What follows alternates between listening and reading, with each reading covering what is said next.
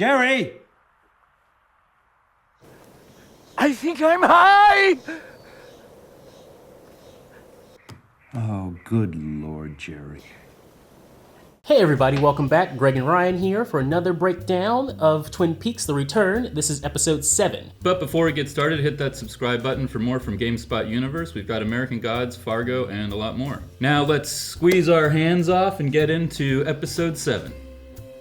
Is that like a reference to the... Yeah, the evolved, yeah, in the sidewalk. What? That's weak.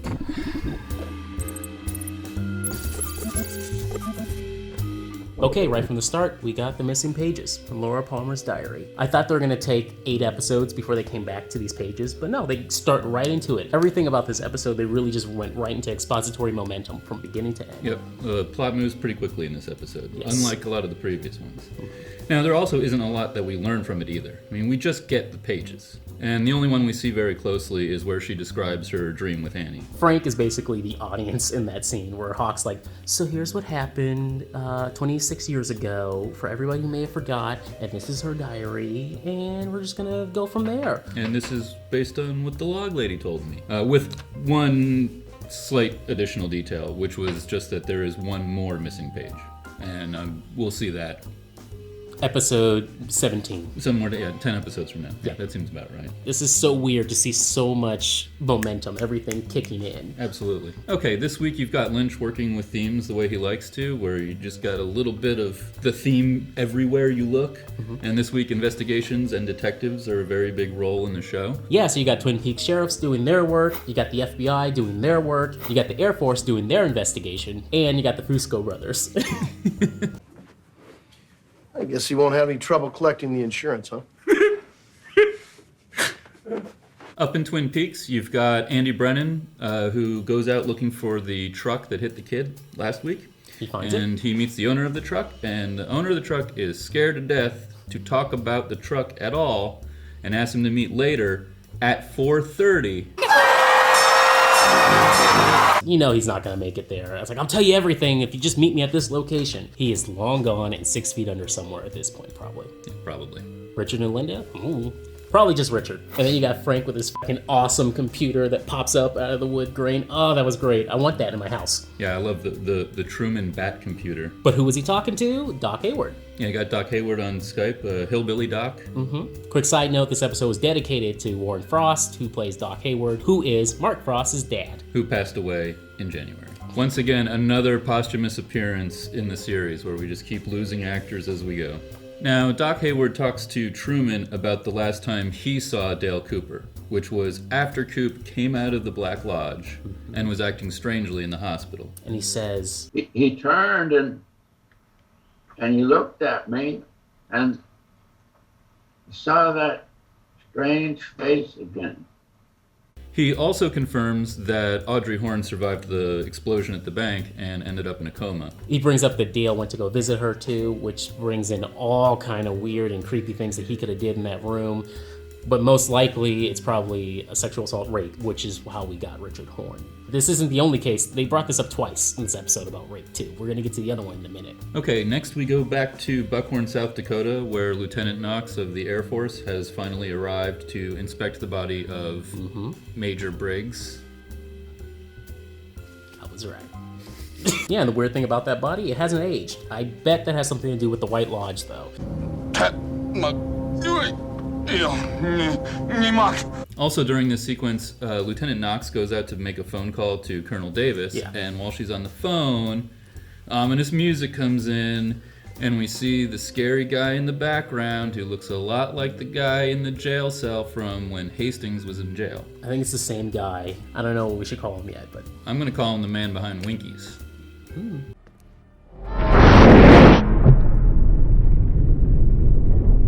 We've seen entities kind of like this before. We had Chester Desmond's character interacting with a bruised woman covering up her face. Did you know Teresa Banks? Right, the charred black skin seems to be the telltale thing. Yes. And always somebody who's like outwardly downtrodden, like a homeless person or a vagrant perhaps. Again, I think these characters have something to do with the Black Lodge. I have a feeling that guy probably killed Major Briggs on behalf of Bob, and is one of the guys maybe on Fire Walk with Me. I'm gonna go way out on a limb and take from Mulholland Drive that he's the one who's doing it, and say maybe this guy's the billionaire. No. Anyway, despite all of that kind of crazy, wacky theory stuff, what a lot of this does confirm is a lot of the connections we've already been talking about. Black Ghost, or the man behind Winkies, or whatever we call him, we've seen him in 2 places now, for sure, maybe even a 3rd. And that ties us to Hastings' secretaries who Ray was going to see, and who Bob Cooper was looking to get a hold of. Bob Cooper's plotline was a big part of this episode. We spent a lot of time there, and it moves the plot for that character along very quickly. Yeah. Speaking of the expository momentum we mentioned before. So he breaks out of prison this time.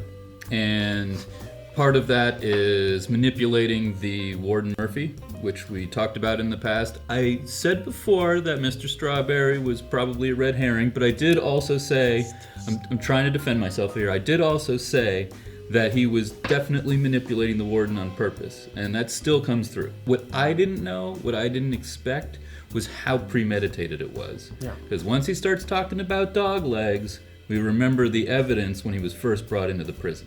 Yeah, all that Joe McCluskey stuff, I don't think they're going to do like a flashback or anything on that. They just wanted to establish this guy's like, oh fuck, I have to let him out. Whatever's going on there is more important than leaving Bob in prison. So he wants him out. He doesn't care. And I think it's also important to point out how calculating Bob Cooper actually is. Like, he's at this point becoming like a Kaiser Soze in this story, where these things are planned. Going back, looking at all the episodes, it's more and more likely that Bob had something to do with almost everything that we've seen so far. He could be the billionaire. We saw a picture of him that looks like the villain for Bad Boys 3 or something. Right, when Cole and Tammy and Albert are on the plane, they look at the photo of him, and he's in South America, and he's looking pretty pimped out. Now, I was thinking for the longest time that this sort of Bob Cooper was just for the last 25 years, this low-life thug that had just been part of, gambling, prostitution, and drugs. But that stuff. Yeah. And backwater, hillbilly stuff. But that picture totally changes that narrative. Yeah. Now, that does bring us back to the airplane and somebody else that we've been talking about, which is Diane. Fuck you, Tammy. Cole convinces Albert to go with him to try once again to convince Diane to help them. Yep. And then it works. Of course. We manage to get her all the way to South Dakota, where she finally talks to the bad Cooper. Again, the plot moves quickly in this one. I love it. Now, the dialogue in that scene makes you wonder if he may have raped her or something happened, and he probably went to go see her to go get those tapes. I got the impression that she was trying to verify that it was Dale, and was referring to a time when it should have been Dale. Who are you? Alternatively, it's possible that Diane has some understanding of the different Coopers and would be testing to otherwise see that it was the bad one. So after the interrogation, they're talking outside, and Diane speaks sort of privately to Cole. Yeah, and then she says, you and I will have a talk sometime. Now, to me, that's like straight up out of like a horror film when I'll be right back. Right. That talk may not happen, and I have a feeling she's probably going to Bob. I think that's a possibility, because it looks like Bob will come after her now that she's been brought to the area.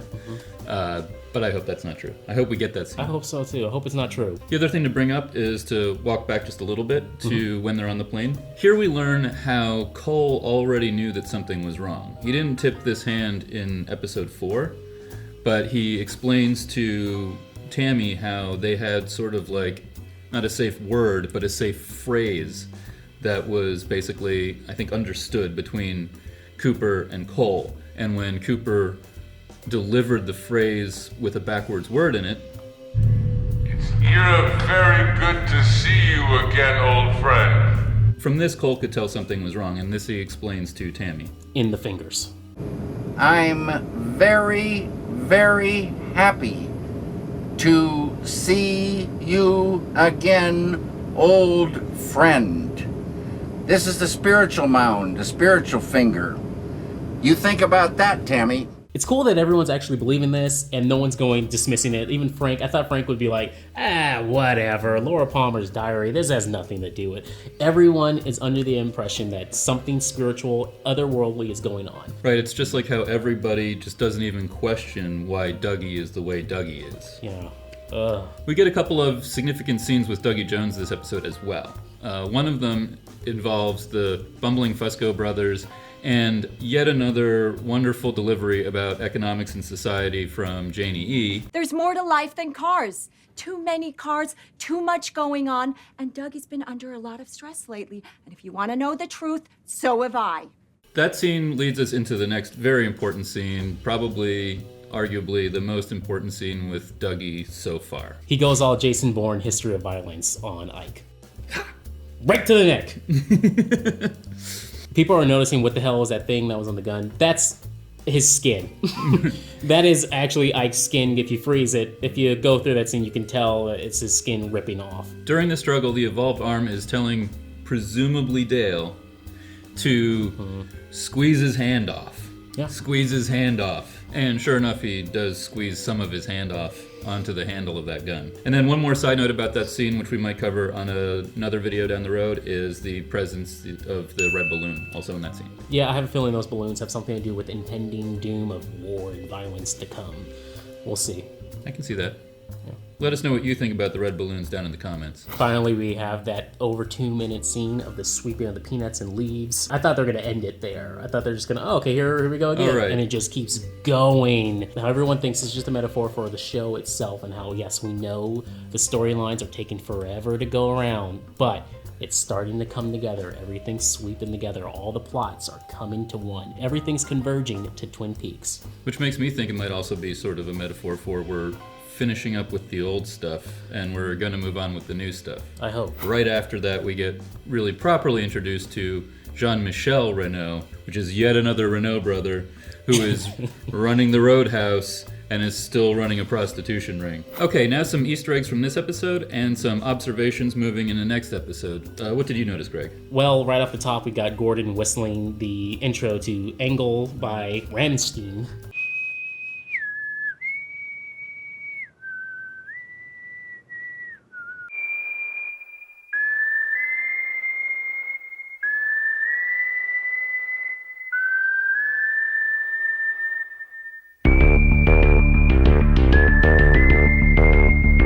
Which is Angel. I don't know if that's going anywhere, but that's awesome. I think that might also be a sound sample out of something, not sure. Maybe. Now, in the same scene, right before that, you got the Corn Cob poster. Garmin Boja, maybe? Because right before you see the Corn Cob poster, what do you see? The black ghosts walking through the halls. Ooh, okay. I can get behind that. Pain and sorrow is coming. It's building. I can kind of get it. There's the corn cob, there's the mushroom cloud. Okay. We see the return of Ben Horne and Ashley Judd at the Great Northern. Beverly, yes. And we also see the return of the Key. The Key has finally made it to the Great Northern. And you also noticed something else? Okay, so everyone was pointing out like the sounds that are coming from that room, and is Josie Packard stuck in the wall? Maybe, but that actress isn't coming back. That noise in the room, I'm 90% certain that's a Tibetan meditation bowl, just going around and around and around. Meditation is a big part of David Lynch's just personal philosophy and outlook on life. Yeah. And sort of seeps its way into his work. The theme again with Tibet, and it goes all the way back to Dale Cooper. This again leads to if Dale Cooper wants to wake up, he's got to go to Twin Peaks. Dougie Jones has to figure out a way to get to Twin Peaks. Okay, the last sort of Easter egg is in the R&R diner, and the song Sleepwalk is playing, and you notice something that I didn't even pick up on. Right in the background, you can hear Badalamenti's score building up, just at the very end of that scene. The whole episode gave off the vibes that something bad's about to happen. And also just some of the great benefits of David Lynch doing his own sound mixing. Yep. So some of the things that we have to think about for next episode include when Bad Cooper was talking to Warden Murphy, he was making his requests, he wanted a car, he also wanted a friend in the glove compartment. Ray's a goner. That's totally a Jackie Brown kind of vibe there. Yeah, Ray's done, after he gets his information. Yep. The episode also opened with Jerry Horne out in the woods, very comical phone call with Ben, but there's something about that. That scene might not have just been him high. Right. He could have went to the White Lodge for all we know. Right, there's definitely an indication that something happened out there in the woods, and he lost his car, and he doesn't know where he is. It just seems like we're supposed to think that he just got high, but there's got to be more to that story. Also, at the very, very end of the episode, we're at the R&R diner when somebody just bursts into the diner and says, Everybody seen Billy? Now in the credits, Bing is played by Riley Lynch. We saw him once in the Roadhouse already performing. Now that performance scene is very weird if you go back and look at it. The lighting, everything's very Black Lodge-y. I think it has more to do again with that sparkle drug and more to do with the gangs and the violence going on. Yeah, that's like total left field. Although I would say that, and I know I'm often wrong about these things, if it doesn't have any plot line to it, it might just be a call out to the fact that there's no musical scene to end this episode, and it's basically a guy who's running in saying, "Where's the musical scene?" and then runs out. Also, people notice that there's a slight change in that diner shot. The beginning of the shot, you can see people sitting down at the table. He screams the words Bing, and then it changes. I think that's just a continuity error with the editors. They need a clean shot, and I think that was the best one they had for the opening. Then they just cut back and forth between them. Right, it could just be one establishing shot, then the other shots that are effectively the scene. But if you want to say that it doesn't mean anything, then I'm going to let you die on that hill this week, not me. I'm all for it. Before we're done for the week, we wanted to get to some of your comments that we liked the most that made us think a little bit more. From Jen Johans, who hit us up on Twitter last week. Did you catch the clue of Sonny Jim reading Hardy Boy's Secret of the Old Mill? Now, I'm glad somebody caught that because that was sticking in the back of my mind. It was in my notes. What the heck was that book? And I'm glad somebody caught it. But what I also think is kind of cool is that The Secret of the Old Mill, like that takes us back to the feuding between the Packards and the Hornes, and the rich history of logging in Twin Peaks, and of course the burning of the old mill. Those are all blue books, by the way. Hey. No, most people are getting very tired of Dougie Jones, and a lot of you were predicting very hopefully that the encounter with Ike the Spike would snap Dougie out of it and bring Dale Cooper back. I was wrong. Jason Holder said, "Since you asked, I think it will be a murder attempt by the ice pick assassin that will wake Dougie into Coop. Wake up, don't die." Well, unfortunately, that didn't happen. I thought that would be the case. I thought we'd wake up from that. Another commenter pointed out that it could be the trees. You might be onto something here. You go all the way back to the first time we're introduced to Dougie Jones when he's with Jade in the car ride. Right. What do you see? What's the first thing he looks up and sees? Sycamore. Dougie Jones has to go back to Twin Peaks for him to snap out of this. I'm sort of in the camp at this point that if Ike the Spike didn't do it, we might be in for the long haul. And to that end, there are some of you out there who have gotten used to Dougie. Resisting One says, "I don't know about all of you, but I'm enjoying the Fruitcake Cooper / Dougie character." And maybe that's the attitude all the rest of you need to adopt for the next, I don't know, maybe 10 episodes? Who knows? And the last one we want to leave you with came from Nightish in the YouTube comments, who said, "One thing that you missed. Quote, I already brushed my teeth is the first ever dialogue Sonny Jim Jones says in the season. Quote, I need to brush my teeth, was the last line of Cooper in season 2. That is an awesome observation that I think both of us missed, and that's what I love about having you guys down in the comments helping us out. Keep it going. Thank you so much for watching. Make sure to hit us up in the comment section down below if we missed anything, and make sure to subscribe while you're at it. You can also hit us on Twitter. Our handles are in the description below. Yeah, and as always, keep it here at the GameSpot Universe. Later.